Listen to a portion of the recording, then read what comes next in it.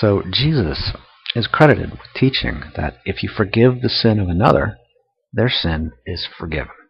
If you retain their sins, like focus, shame, or condemnation on it, do not forgive it, well, then their sin is retained. That's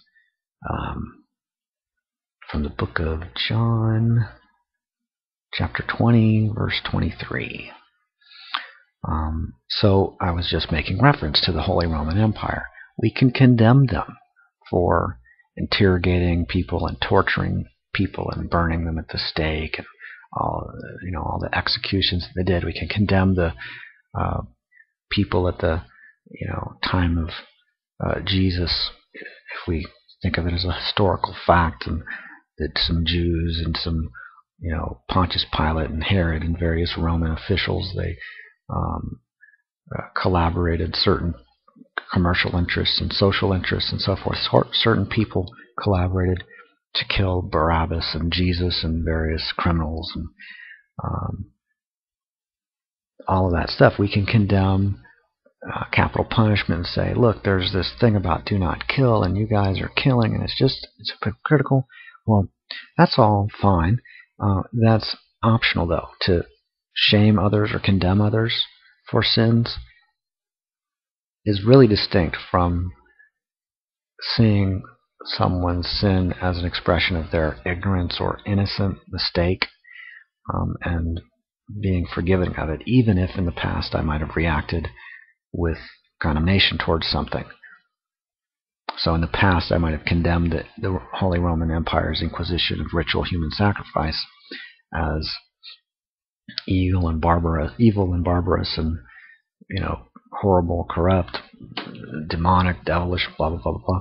Well, I don't have to maintain that relation to it.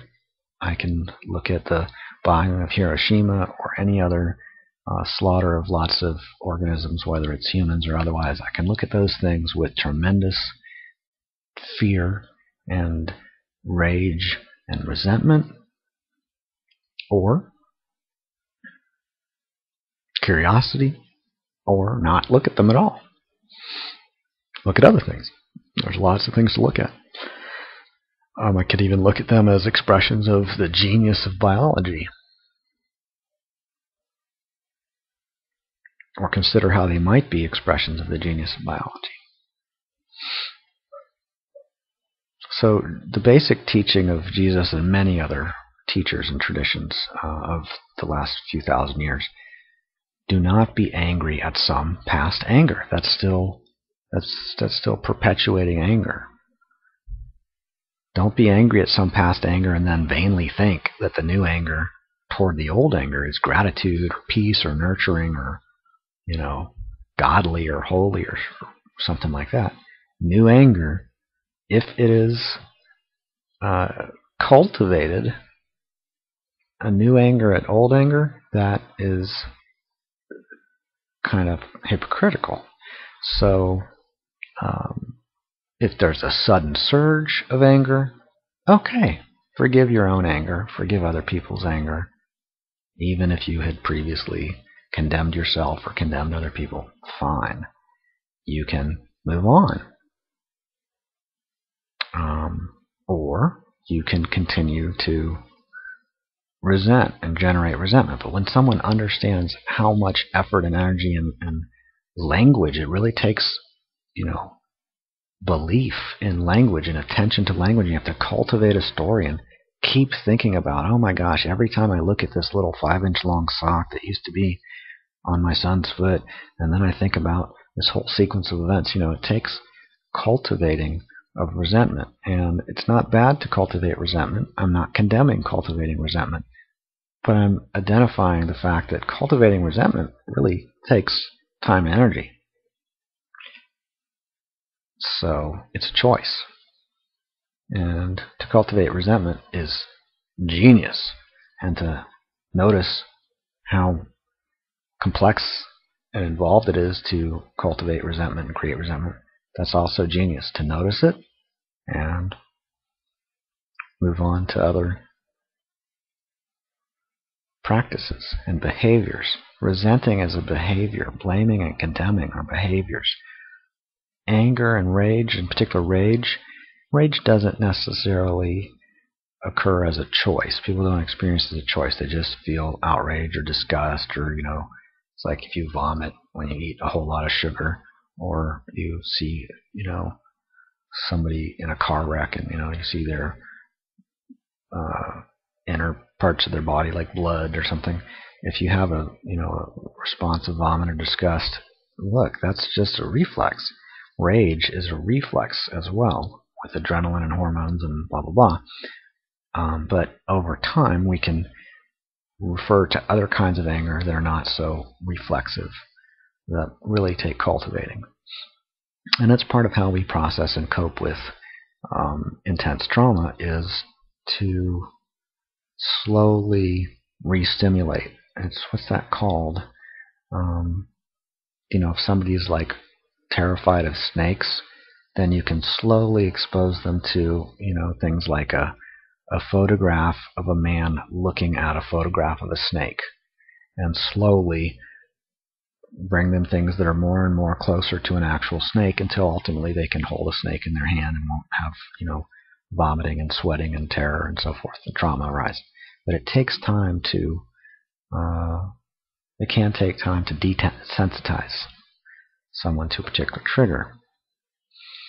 So, condemning condemnation is a hypocritical sinning of condemning.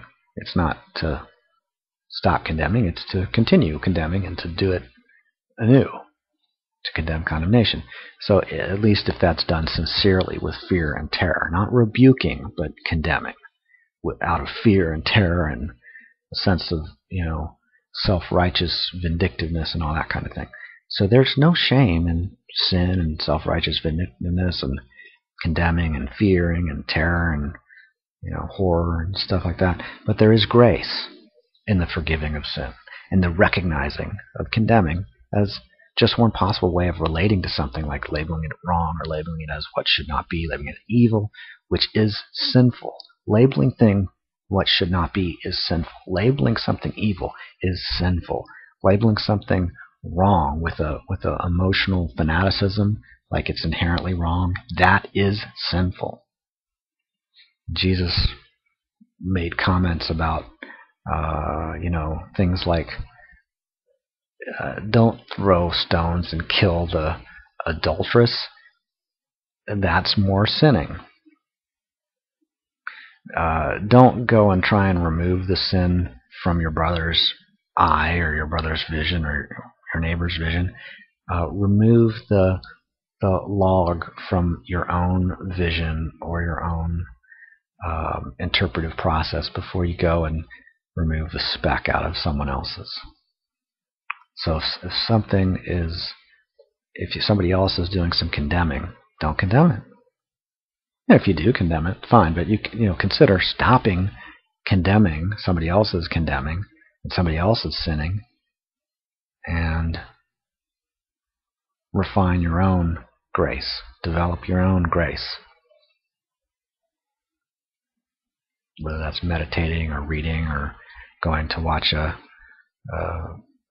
movie or hear some music or going to church or socializing with other people and relaxing, enjoying yourself, being happy, being joyous, or even being comforted and supported and having cathartic emotional outpourings like therapy.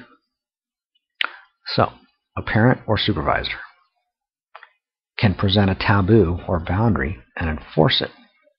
That's different from condemning something reactively as evil, but I can say, look, just don't put your finger close, don't put any metal objects or your fingers close to that power outlet or close to that hole in the sink. There's danger in there. Be careful.